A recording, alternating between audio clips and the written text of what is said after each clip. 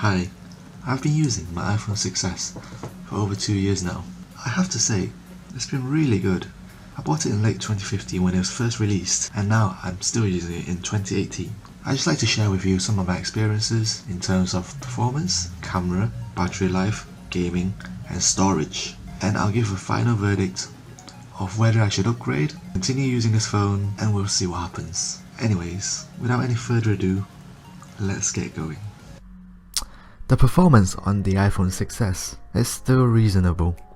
After 2 years of using it, it's now on iOS 11.2.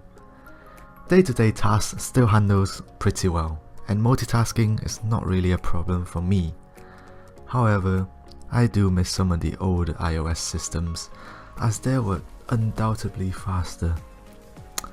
With the new features such as the control center in iOS 11, you can start to see some of the apps taking its time and slowing down the iPhone.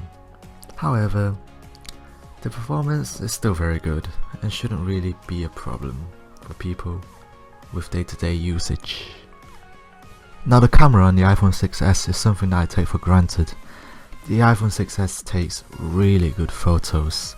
Even though there are really good smartphones nowadays with really good cameras and even dual cameras, the iPhone 6s still does a pretty decent job, especially like the slow-mo feature and the time-lapse feature, even though I don't really use it that much. So, picture quality, decent, very good. In light, the landscapes look really good. As a casual photo taker, the picture quality is not bad at all. In dark, could be a little bit better, but really it's not a big problem for me, and I would like to give high praises to the iPhone 6s camera. Now, in terms of gaming, this is where the iPhone might start to age a little bit. The less intense games runs pretty smoothly, I have to say.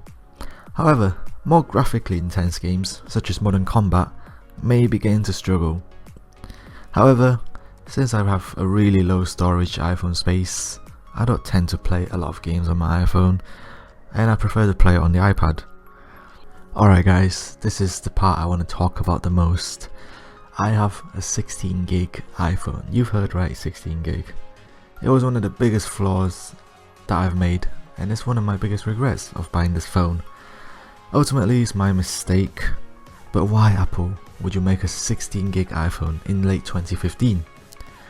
To be honest, I was just really excited to get my first iPhone, so I bought the cheapest model. Little did I know, after a year of using it, I was really beginning to struggle with my storage. I can't keep any music, I can't keep a lot of apps, I have to keep resetting my phone, and I was really paranoid about taking too much pictures or videos. So guys, there you are. I wouldn't recommend anybody buying a smartphone nowadays with less than 64 gigs of storage. I know my next phone, whether it's an iPhone or not, will definitely be more than 128 gigs. I'm done with struggling to manage my storage every day, and as I've already mentioned, this was ultimately my mistake. So when it comes to battery life, I have to say it's pretty bad. I know the 6s Plus model has a really good battery life because my mum uses it, but for me, battery life not so great. However, I'm not really affected by it, I have portable charger everywhere I go, there's plug sockets at home, school, work, everywhere. So I'm really not bothered about charging it 2-3 times a day. It doesn't really play a big factor in my daily usage. Another thing I want to mention to you is, with iOS 11, the Wi-Fi switch doesn't really turn off Wi-Fi, and that really annoys me. I don't know if it annoys any of you, but to me, when I want to turn off Wi-Fi, I want to turn it off, not disconnect it from my Wi-Fi source. Same with Bluetooth. Apple, what were you thinking? So there you are guys, the verdict, really good, not too bad. Reason why I've been using this phone for over 2 years.